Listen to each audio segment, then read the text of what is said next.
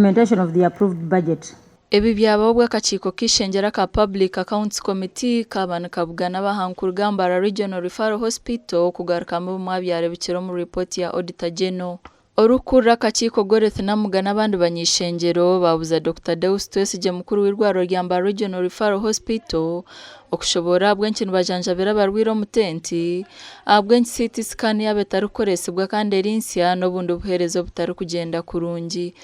Honorable colleagues, we take note that Mbarara Regional Referral Hospital gets a budget of 17.913 billion, only serving a population of 6.7 million, inclusive of 2 refugee camps. So we take note that this budget is too low for Mbarara Regional Referral Hospital, considering the population that it does serve.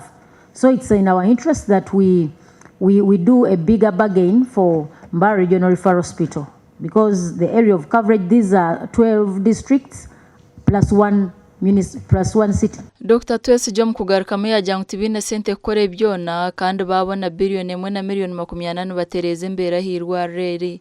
Twagira ngo yes nikirungirwaro twatunge sentezo ni nitungura mtindo go buhereza konka billion emwe no tuceka tuna ter kubasa kusavinga abantu butur kusavinga abari miliyoni mukaga na nemitwaro nshanju kandi obo twine munempungi ezitereyire ezirukoroga omukampe ya Nakivale na Orukinga abantu abarugumana bahinduka mu bwingi. Yajyangu hona nibetaga billion 3 na million 50 okubayamba kumaririze combeko cyo buraro bw'abakozi na mnonga bashawe kibahwero kurara hihi kusyobuhereza abarwire.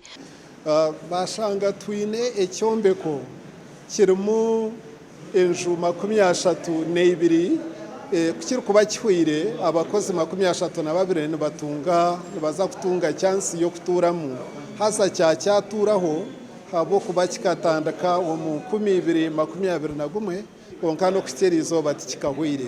Obuhereza ari Mbarara Regional Referral Hospital bwizire no babikane shongana bagigikero kora abarwire nyamwingi kurugwa mu cyanga cyankore.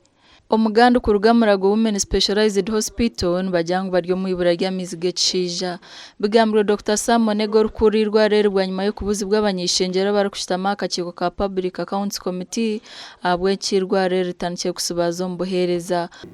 I know we worked on that bill, I think so. But do you have it in place that can help? Because it's true that we need people are willing to help. And they don't know what to do, where to begin from. Omukugaruka mu Dr. Nege agize ngo nibetaga bashija bari kubasa kwaya mizige cishija okwerirwa ro kuzaza bakazahirwa reli. As an entity, we are not going that level that come and donate your eggs and you pay you money. There is no money. First of all, you don't have money to buy eggs. You don't have money. But Chairman wakachikwa kanashaba government okwereza amarwara amashanyarazi agatakurugaho ngo kurugargaho kwa amashanyarazi ni kuteganisa obuhereza bw'amarwaro. Amakuru agasha kwa Jimmy Muhumuza.